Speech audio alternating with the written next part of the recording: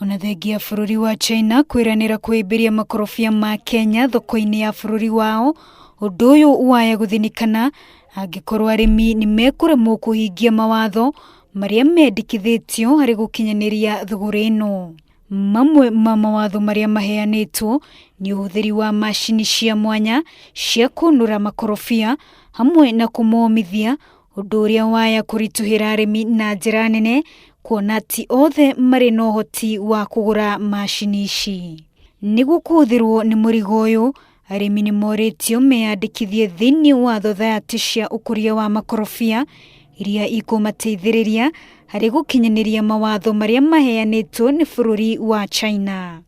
So even for avocados, whether it is frozen, whether it is dried or fresh, what is happening is that there is market linkages created. And the route we are choosing is working with counties, aggregating farmers in cooperative societies. Then the farmers now can sell to large exporting enterprises like Kakuzi, like Sunripe in Naivasha, like Kate. We have Kate who are leading aggregators of avocado. And then those ones, because they understand and they've been registered by Chinese customs. Because before you export to China, you have to be registered by Chinese customs to have that market access. Biwot augete mawatho maya maheanitwo niguo gutigirira matunda maria marendio bururi-ini wa China ni makinyitie ikiro iria ciagiriire. You need to export fresh and dried. You need to export value-added products.